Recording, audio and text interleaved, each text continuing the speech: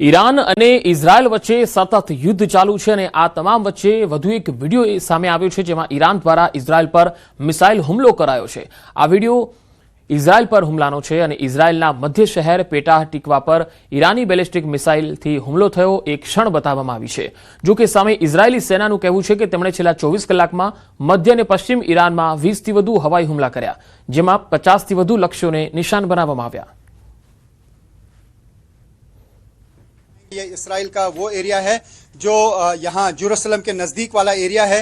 यहाँ पर भी एक बैलिस्टिक मिसाइल फटा इस एरिया में और इर्द गिर्द जो भी मकान है वो तबाह हो गए हैं। मैं इस वक्त एक घर के अंदर हूँ और आपको दिखा रहा हूँ कि इस घर की क्या तबाही हुई है। हर साइड से ये घर बर्बाद हो चुका है और इसी तरीके की सैकड़ों घर हैं जो तबाह हो चुके हैं मिसाइल अटैक की वजह से। बताया यही जा रहा है कि अब उन्हीं जगहों पे एयर डिफेंस सिस्टम की तरफ से इंटरसेप्शंस किए जा रहे हैं जो बहुत इंपॉर्टेंट लोकेशंस हैं स्ट्रेटेजिकली, और जो ज़्यादा इंपॉर्टेंट लोकेशंस नहीं हैं वहाँ के लिए इंटरसेप्टर्स खर्च नहीं किए जाते हैं, क्योंकि जिस तरीके से लगातार ईरान की तरफ से मिसाइल अटैक किए जा रहे हैं, ख़ासतौर से जो क्लस्टर बॉम्ब इस्तेमाल किए जा रहे हैं, उसकी वजह से अभी यहाँ पे एयर डिफेंस सिस्टम्स में अभी मिसाइल्स की कमी पाई जा रही है। तो अब यहाँ इसराइल की तरफ से यही कोशिश की जा रही है कि वहाँ पर ही एयर डिफेंस सिस्टम को यूज़ किया जाए। जो बहुत इंपॉर्टेंट लोकेशंस हैं स्ट्रेटेजिकली या डिफेंस फोर्सेस की जो लोकेशंस हैं उनको बचाने के लिए, या जो बड़ी बड़ी इमारतें हैं या बड़े बड़े एरियाज हैं, खासतौर से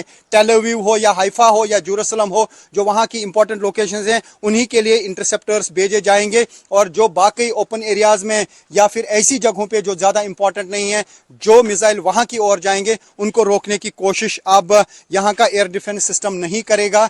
कई सारे ऐसे मिसाइल हैं ईरान के जो इवेड कर पाते हैं, एयर डिफेंस सिस्टम को चकमा देते हैं और चीर कर कहीं ना कहीं ज़रूर यहाँ इसराइल में फट जाते हैं, जिसकी वजह से इस तरीके की तबाही देखने को मिलती है। ये वो स्पॉट है जहाँ पे ईरान की तरफ से दागा गया मिसाइल फटा और इर्द गिर्द सब कुछ चकनाचूर हुआ।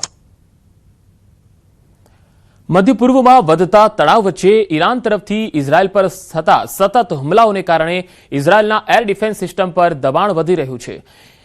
ઇરોન ડોમ સહિતની સિસ્ટમ પહેલાથી જ એવી રીતે કાર્ય કરે છે કે માત્ર વસાહતી વિસ્તારો અને મહત્વપૂર્ણ સ્થળોને નિશાન બનાવતી મિસાઇલ્સને જ ઇન્ટરસેપ્ટ કરવામાં આવે। નિષ્ણાતો મુજબ સંભવિત મિસાઇલની અછત વચ્ચે આ પ્રાથમિકતા હવે વધુ સ્પષ્ટ બની શકે છે।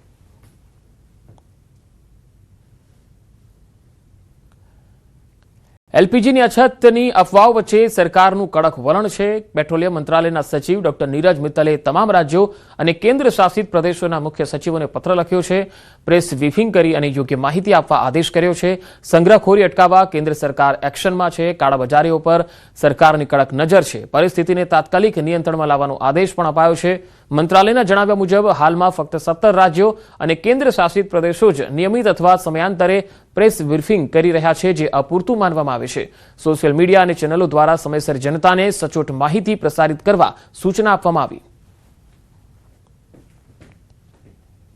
ગેસના બાટલા મોંઘા થઈ ગયા છે, બધી આઈટમમાં તો લોટ તેલ બધું મોંઘું છે દિવસે દિવસે।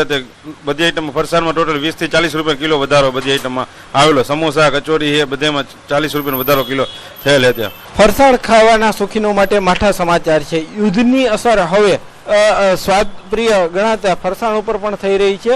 યુદ્ધના કારણે જે છે એ અત્યારે જે અલગ અલગ ફરસાણ છે તેમના ભાવમાં પણ વધારો આવ્યો છે। ખાસ કરીને સમોસા, કચોરી, ગાંઠિયા સહિતના જે અલગ અલગ જે શાક જે કહી શકાય કે જે ફરસાણ છે તેમના ભાવમાં વધારો આવ્યો છે।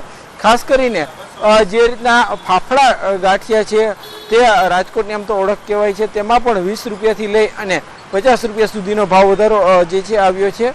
સૌથી મહત્વની વાત કહેવામાં આવે તો જે રાજકોટ સહિત જે સૌરાષ્ટ્રના લોકો છે તે ફરસાણ ખાવાના શોખીન હોય છે અને દિવસ દરમિયાન એક દુકાનેથી અંદાજિત 300 થી 400 કિલો જેટલું ફરસાણ છે તે લોકો ખરીદતા હોય છે, પરંતુ હવે 20 રૂપિયાથી લઈ અને 60 રૂપિયા સુધી કિલોના વધારે ચૂકવવા પડી શકે છે। લોકો છે તે દિવસ દરમિયાન અલગ અલગ જે ફરસાણ છે તે આરોગતા હોય છે અને અત્યારે ફરસાણના ભાવમાં પણ ક્યાંક ને ક્યાંક વધારો જોવા મળી રહ્યો છે। હાર્દિક જોશી, ન્યૂઝ 18 ગુજરાતી, રાજકોટ। અને હાલ દ્વારકાથી અહેવાલ આવી રહ્યા છે। ખંભાળિયા પંથકમાં ધોધમાર વરસાદ શરૂ થયો છે। વીજળીના કડાકા ભડાકા સાથે કમોસમી માવઠું પડ્યું છે। બજારોમાં નદી વહેતી હોય એવા દ્રશ્યો સામે આવી રહ્યા છે। ભર ઉનાળે વરસાદી પાણીથી ખંભાળિયાના માર્ગો પર નદી વહેતી થઈ છે। રામનાથ સોસાયટીના મુખ્ય માર્ગ પર પાણી ભરાઈ ગયા. રસ્તામાં પાણી ભરાતા વાહન ચાલકોને પણ હાલાકી ભોગવવાનો વારો આવ્યો. તસવીરોમાં તમે જોઈ શકો છો, દ્વારકાના ખંભાળિયાથી આવી રહી છે આ તસવીર. રામનાથ સોસાયટીના મુખ્ય માર્ગો પર વરસાદી પાણી ભરાઈ ગયા છે. અહીંયા વરસાદ એટલો પડી ગયો કે તમામ જે મુખ્ય માર્ગો છે એ પાણીમાં તરબોળ બની ગયા છે. બજારોમાં નદી વહેતી હોય એવા દ્રશ્યો જોવા મળ્યા.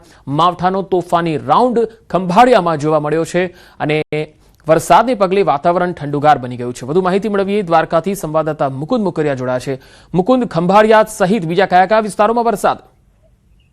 પંકજ, વાત કરવામાં આવે તો આજે દેવભૂમિ દ્વારકા જિલ્લામાં સાર્વત્રિક વરસાદ વરસ્યો છે. કમોસમી વરસાદના કારણે ખાસ કરીને ખંભાળિયા શહેરમાં પણ ધોધમાર વરસાદ વરસ્યો હતો અને ધોધમાર વરસાદના કારણે ખંભાળિયાની જે રામનાથ સોસાયટી છે, આ રામનાથ સોસાયટીનો જે મુખ્ય માર્ગ છે, આ મુખ્ય માર્ગ પાણીમાં ગરકાવ થતા ક્યાંક ને ક્યાંક વાહન ચાલકોને પણ હાલાકીનો સામનો કરવો પડ્યો હતો. રામનાથ સોસાયટીના માર્ગમાં ધસમસતા પાણીના પૂર જોવા મળ્યા હતા. ભર ઉનાળે ચોમાસા જેવા દ્રશ્યો હાલ સર્જાયા હતા અને સાથે વાત કરીએ તો ખંભાળિયા તાલુકાના આસપાસના ગ્રામ્ય વિસ્તારમાં પણ ભારે વરસાદના કારણે ખેતરો પણ પાણીમાં, જે ખેતરો છે તેમાં પણ પાણી ભરાઈ ચૂક્યા હતા અને રસ્તાઓમાં પણ પાણી ફરી વળ્યા હતા. જી મુકુંદ, આ વરસાદને પગલે કયા કયા પાકો એવા છે જેને ખેડૂતોને લાગે છે કે તેમાં નુકસાન જઈ શકે છે?